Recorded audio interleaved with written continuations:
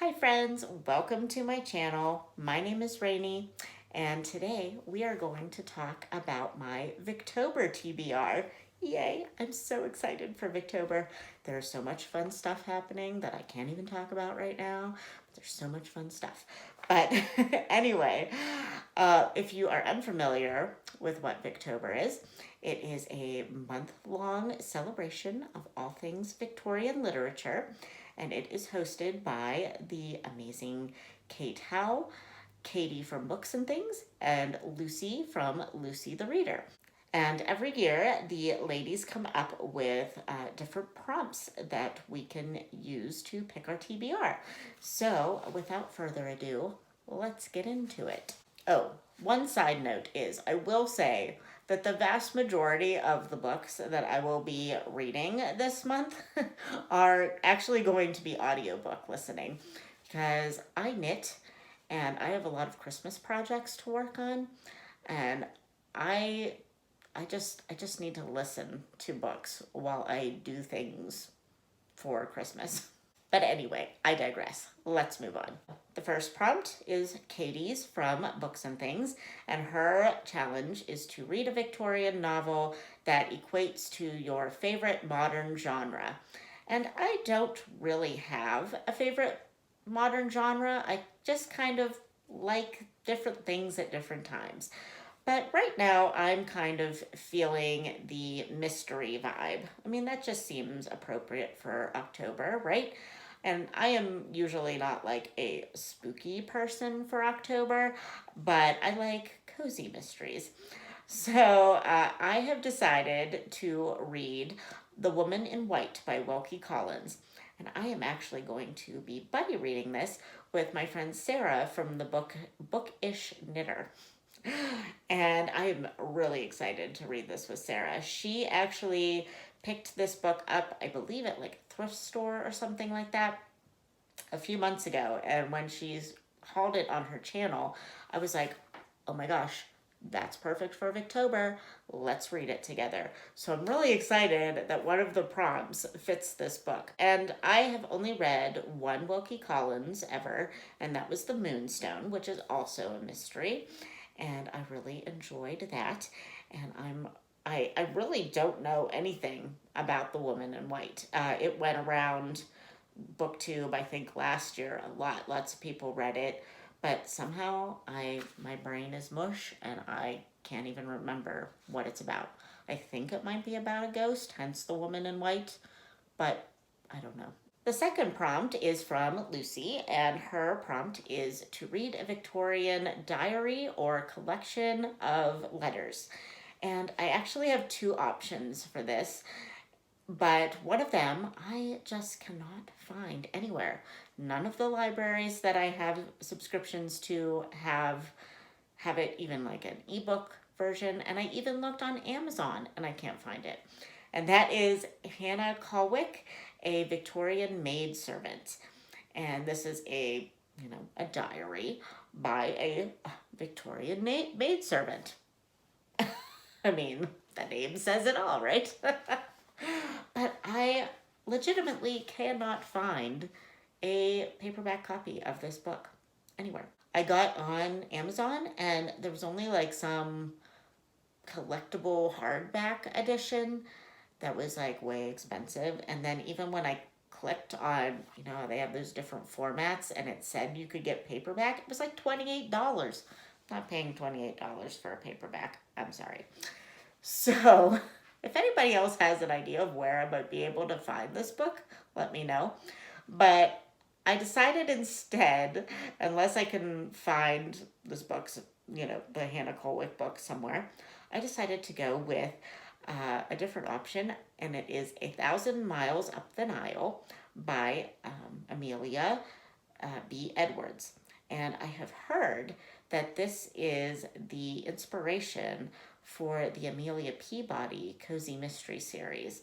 And I really am enjoying that series. I've only read a few of them, but I really enjoy that series. So to read the real life account of like the inspiration for that series is chef's kiss. So, Kate Howe is the one who originally recommended this book on her channel.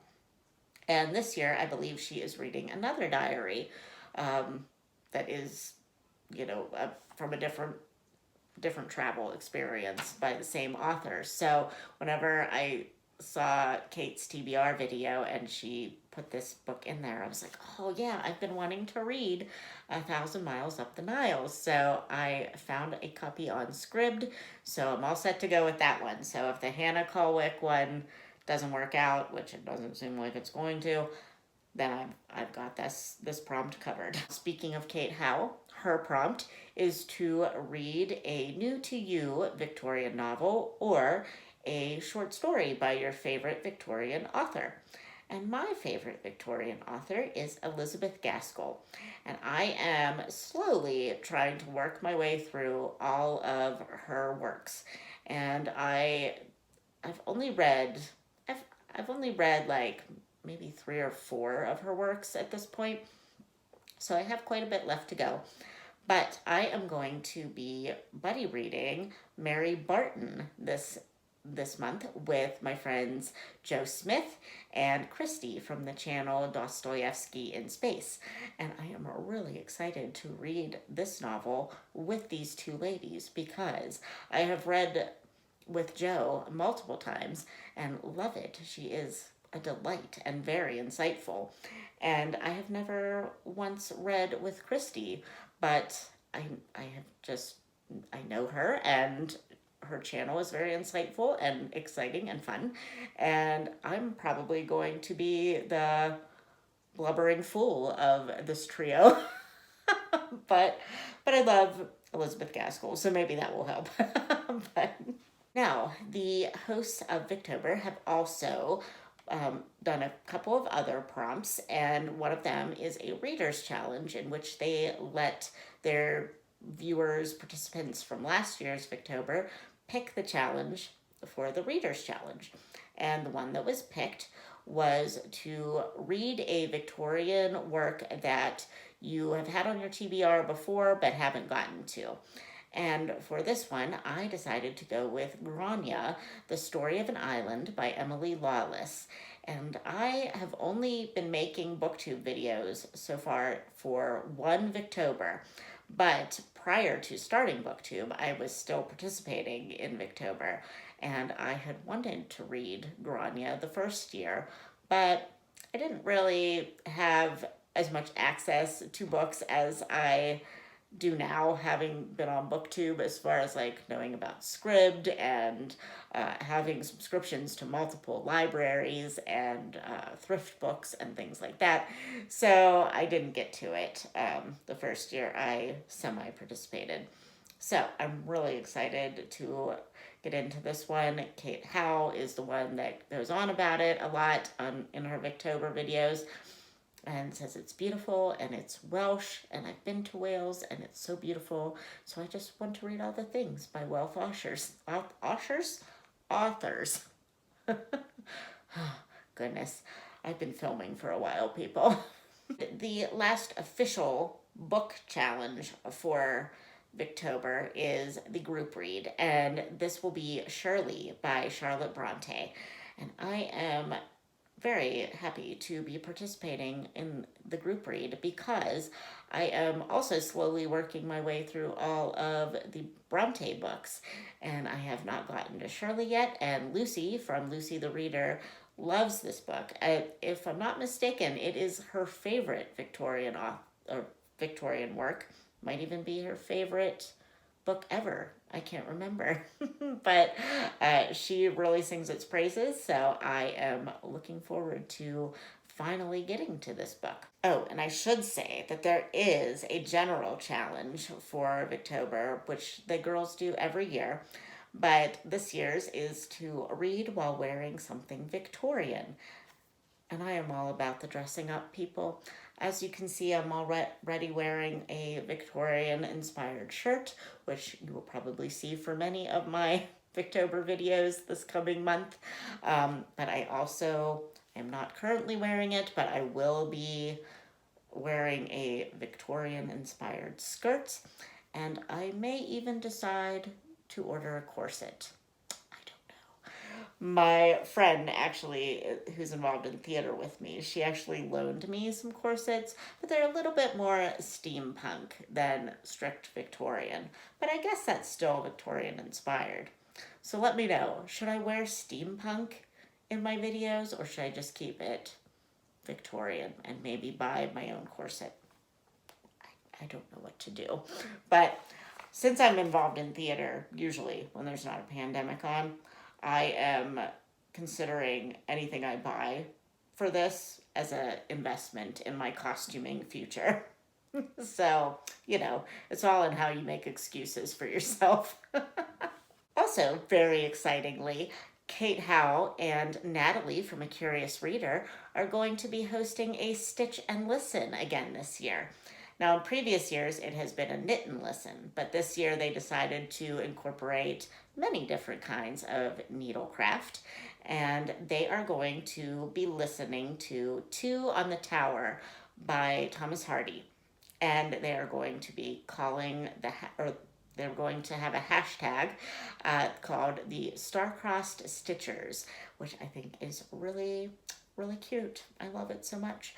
So Kate and Natalie are going to be working on cross stitches and embroidery for their projects for this Stitch and Listen.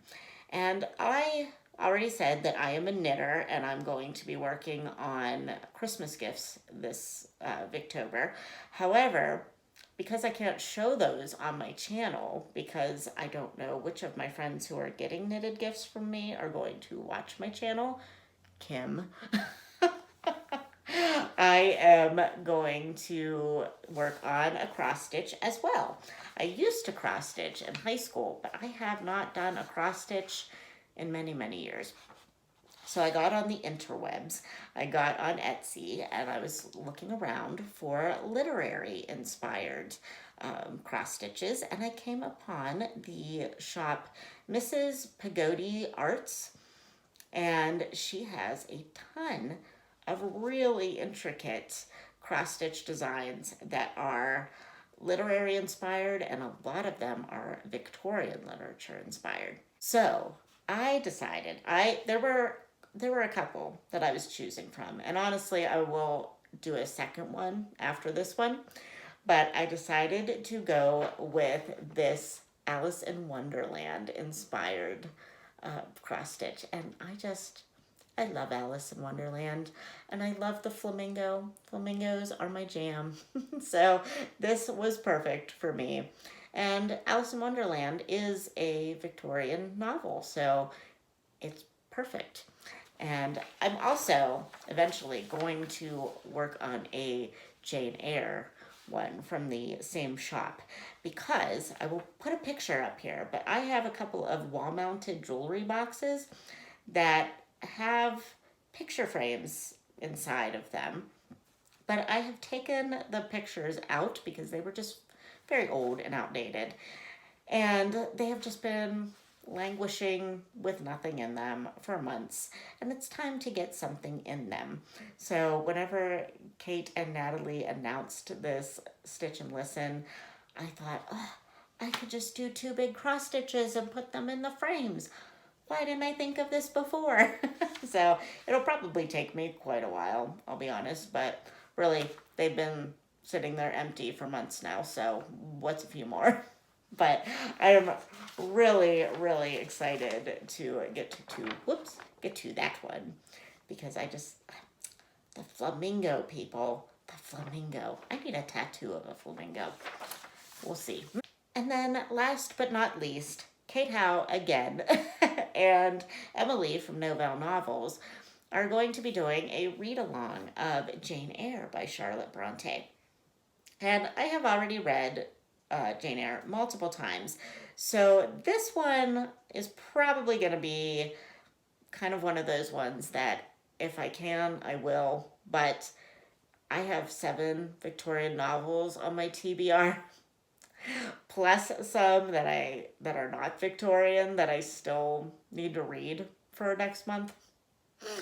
So I'm kind of not confident that I'm going to get to this, but I'm still going to try.